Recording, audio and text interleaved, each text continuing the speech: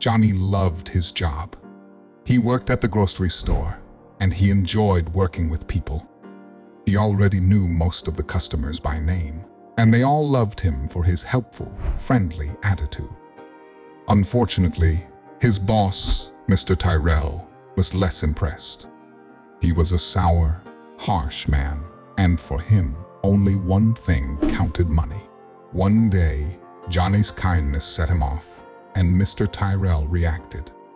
Before we continue, make sure to subscribe, hit the like button, and click the notification bell for more amazing stories. It all started on a Wednesday afternoon when a new customer walked in. The man was hobbling on crutches, and his pinned-up pants leg revealed he'd lost a limb. Johnny saw that the man was struggling with his crutches, the shopping cart, and getting what he wanted off the shelves. He rang up the other customers' groceries and kept an eye on the disabled man. 20 minutes later, the man was in line in front of Johnny's till. "Hi," Johnny said to the man with a smile. "How are you doing? Kindness is more important in life than money." "I'm all right," the man said.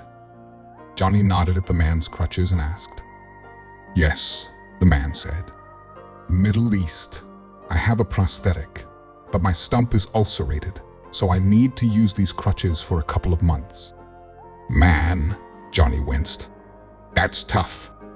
"Listen," the man said. "I'm better off than a lot of the other guys I served with. I am not complaining." Johnny packed the man's groceries into 2 bags and watched as he struggled to get a grip on the 2 bags and the crutches. "Hold on," he cried. Johnny turned to the other customers.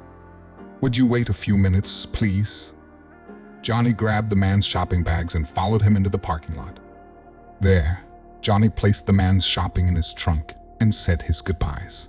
When he walked back into the store, he saw Mr. Tyrell standing by Johnny's till, his arms crossed and looking very angry. "Where were you?" he asked angrily. "The customers are waiting." "Sorry, Mr. Tyrell," Johnny said. "There was this gentleman with only one leg, and he couldn't carry his groceries." One of the customers in line broke in before Mr. Tyrell could respond. "This young man was very kind," he said. "I didn't mind waiting." The other customers agreed, and Mr. Tyrell smiled, but his eyes were ice cold. Closing time, he called Johnny into his office and held out a pink slip and a check. "I don't care what those other fools say. You are here to work, not do charity," he said.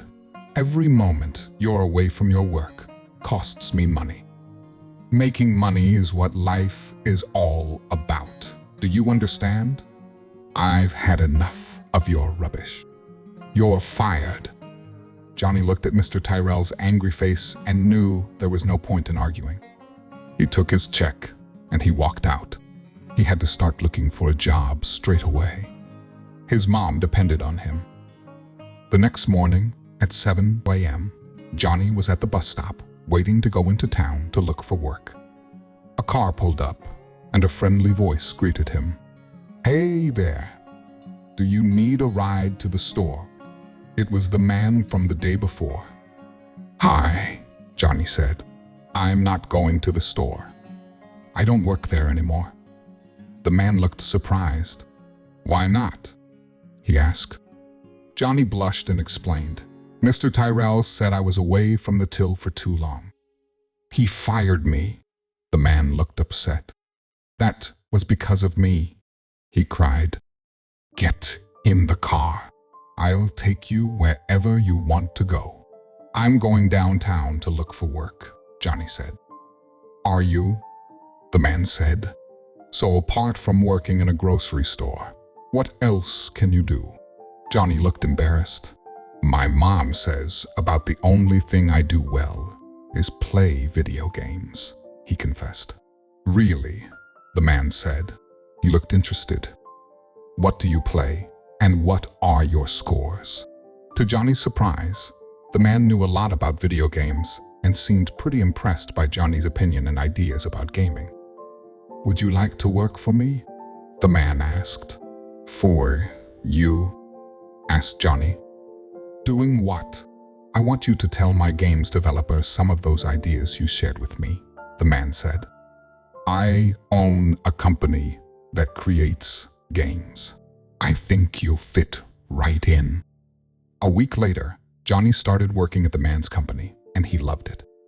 His boss insisted he return to school and take night courses at the local college, but Johnny didn't mind. Thanks for tuning in to Spread Channel.